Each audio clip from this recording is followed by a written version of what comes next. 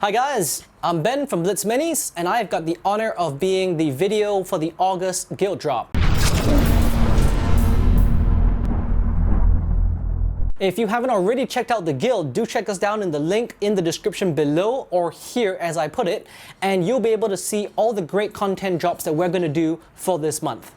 So, as always, the guild is a collaboration between multiple influencers across the globe, and many of us work together on different projects, and every month we bring you a whole slew of articles, podcasts, battle reports, videos like this one. So if you like it, do subscribe and get into the newsletter, or just follow us on the webpage itself. So this month, what we're going to be doing is we're going to be talking about organized play and tournaments. And I'm going to give you just some tips that I have from all the tournaments that I've been to and I've seen. So, number one, logistics. Always plan before you go. So whether you're going out of state or to a different county or a different country, like when I went to Australia for CanCon, there were forest fires. So I mean, things like that, just, you know, do a little Google search, see what conditions are like in the place you're going. You might think at a certain time of the year it's cold, but because of the forest fires, it was a little bit hot. Things like that. Just check it out. Make sure you know what's going on around you. Situational awareness is key, right? So, I mean, just consider it before you go. And then it comes to logistics with the event itself. Now, whenever you go for tournaments, whether you're going to a local store that you've been to 1,000 times, or, you know, maybe it's your first, I'm assuming it's your first experience, right? Do just pop by the dollar store, or if you don't have that, go to IKEA and pick up a tray. This is very, very important for organized play. I mean, if I had to stress the one thing you take away from this video, it's this, right here. So this tray here, as you can see, can hold on to 4 trays of units. It can put cav trays as well. It can actually put 6. So you take off this, which is my token box, right? You can put 6 trays, which will be basically your 2-list format in which most tournaments are run for Song of Ice and Fire.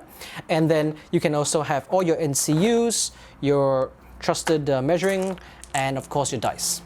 So this is really good because wherever it is you're going, it's going to be squeezy on tournament days because they're trying to pack as many people into that place as possible. So normally all the comfort space you have, which is normally in the form of an extra table at the side, is all going to be gone, right? Everyone's going to be packed in. You're going to be having lots and lots of games, and you know you're going to want them not to give you that space because you want them to have that space for more players, so you have more exposure and you see the whole community as a whole.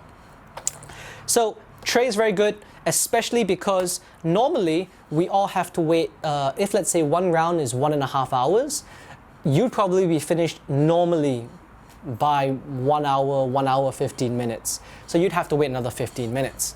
Now, for the last few tables, right, once they end, then the TOs are going to have to tabulate the points and then do new pairings. When they do the pairings for the next round, they're probably going to give you between 5 and 10 minutes to get to your new table and get started. And you really don't want to have to carry dice, tokens, your 3 NCUs which you painted and took really long to paint, and then after that carry tray by tray by tray by tray. And if everyone's doing that, it's going to be chaotic. So bring your own trays. Here at Blitz Minis, for our tournaments, we provide the trays. But of course, not everyone does that. So if you be considerate, don't put it on your store to do it for you, do it yourself. That's what I think. And these cost like $5. So really, it's not even worth the entry fee, to be honest, right? That's number one.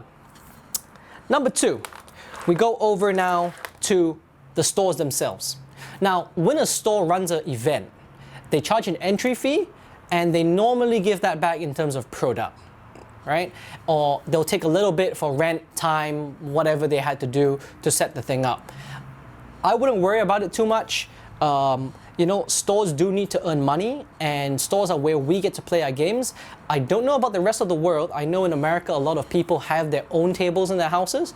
In Singapore, we're a bit land scarce, so not a lot of people can afford that. So stores are pretty important. So firstly, if you want to go for the event, and go, do it, pay the entry fee.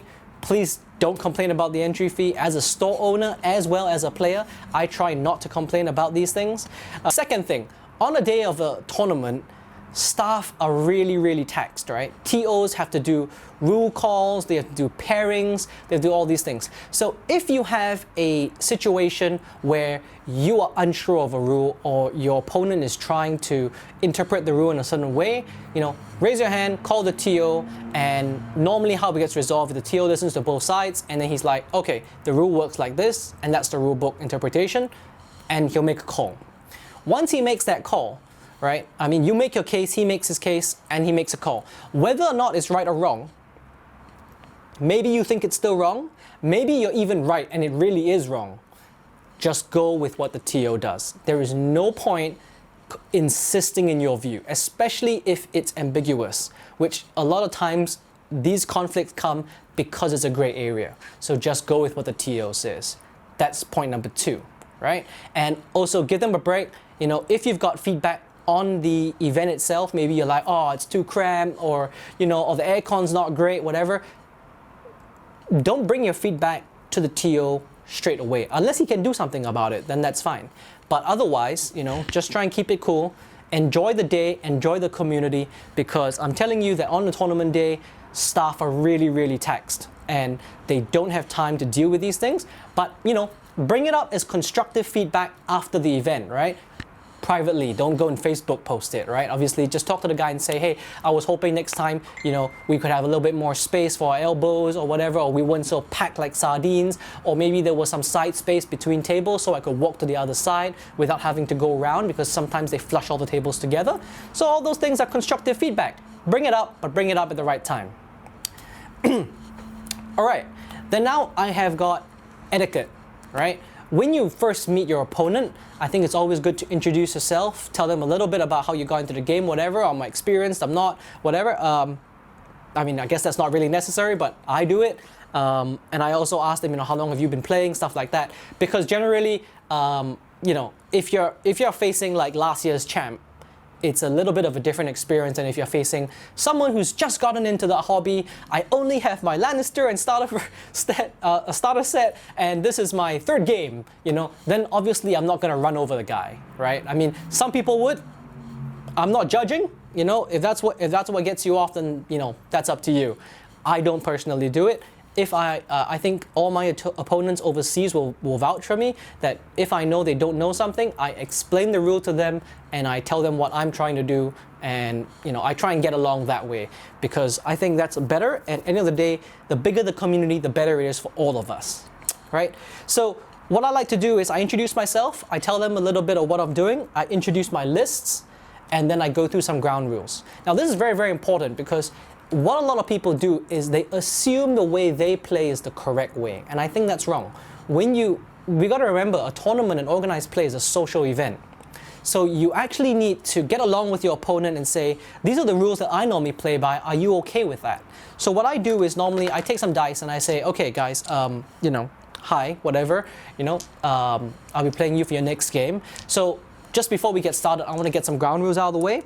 First thing is dice, as long as they're not on a flat surface, we will re-roll them. So if they end on a tray, right, like that, on the cutthroat tray, but the tray is slanted because there's tufts and stuff, re-roll.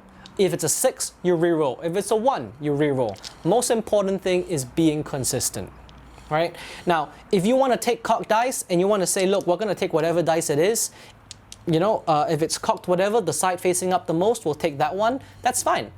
But just be consistent. And remember to point out to your opponent to be consistent as well. So I do that all the time. I say if it's not flat, we re-roll. And I help him, he helps me.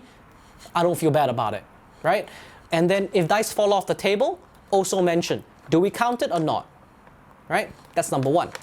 The other two things that I see a lot of people do during tournaments is they will roll the dice, they'll say 2 crits, and then they'll pick the dice up. Dude, don't do that, all right? If you're rolling dice, you tell your opponent you're rolling dice, you wait until he's looking, and then you roll. And then after that, you don't touch the dice, or if he can't see it, you move stuff away, but you say, okay, look, there are 2 crits here and 2 hits. And if he wants to verify, he looks over. If he doesn't, that's fine. But don't say something and then just take the dice back. A lot of people do that. Not good etiquette. Some people also don't roll the dice. You'll see some people do this. And then they'll wait until like the ones and stuff, and then they just kind of drop it or whatever. I mean, guys, I'm not saying it doesn't work. Maybe it does, maybe it doesn't, but it just leaves a bad taste in people's mouth. Try not to do that. It's sportsmanship. We all understand there are probabilities with the dice. Just go with it. All right? So simple things, right? Also, if you say I'm marching, or let's say, I'm going to maneuver or whatever, put the thing down at 1 and, just kind of mouth off what you're doing, right? You say, okay, movement 5, I'm moving from 1 to 6, push up the tray. It's that simple, right? Rather than moving to 6 and then your opponent's like, wait, don't you move 5? So it's easier to just do that, right? Because if you started at 0 and you moved to 5, that's okay as well. But whatever it is, just, mouth it off, just so it just lowers misunderstandings, right? Perfect way. Now, remember guys, you're both here to have a good time, and just don't ruin somebody else's day unless you have to. I mean, maybe if you see Brett Lampier, then go ahead and ruin his day. But anyway, that's it. So now we're done with the basic stuff. Let's go to a little bit more advanced bits, right? So you're in the middle of a game, and it's my turn first. I activate Walder Frey, and I'm going to put him on the crown. And then, maybe you don't understand. You say, hey, wait, I'm sorry. And then I tell you Walder's going to influence your dog, and he's going to, he's going to kill your dog, right? Because he's got 1 wound already. Your dire wolf, he's only got 1 wound left. I attach Walder, poof, he's gone. And you're like, whoa, wait, hold up. I didn't know Walder did that. Can I use intrigue and subterfuge? Right? Now, technically, I've already activated, I've already claimed the zone, and I've already influenced your dog. Now, when you say that, generally, I would say, of course, please go ahead. Why? Because I don't want to win a tournament that way. And I don't think most competitive players would. Unless you're playing Brett, then go ahead. Brett, the answer is no. Trigger's passed. Dream on. I'm killing the direwolf. But what I'm saying, guys, is if the opponent had something and he could have played it, maybe he missed the trigger a little bit, I think it's fine. Let them go ahead because it doesn't change the state of play.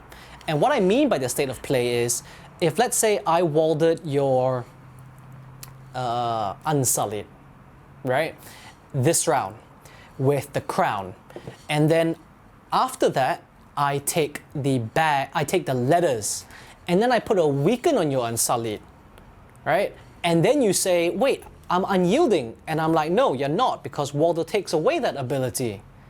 And then you go, oh no, I have this card that I can play, right?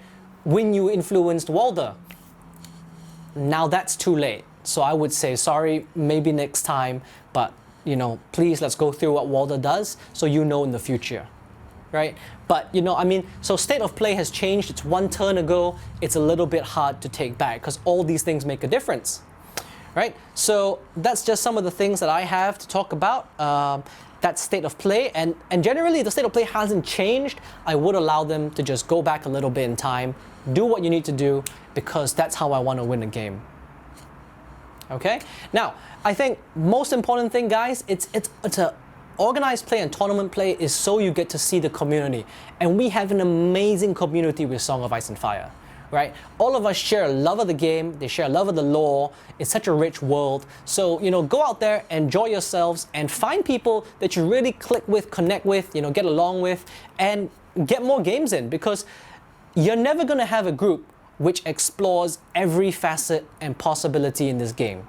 So get out there, see what the meta is like, and really feel like, oh wow, that's a combo I didn't see before, or that's a combo I didn't see before. I want to try that. I want to see how I can counter that with my own force, right? And that's the beauty of this really tight game design that they have, right? They can really do that. So I know all of us are going there to sit on the Iron Throne, bathe in the blood of our enemies and drink their tears, but really enjoy yourselves, have fun, and remember, every toy soldier needs a general.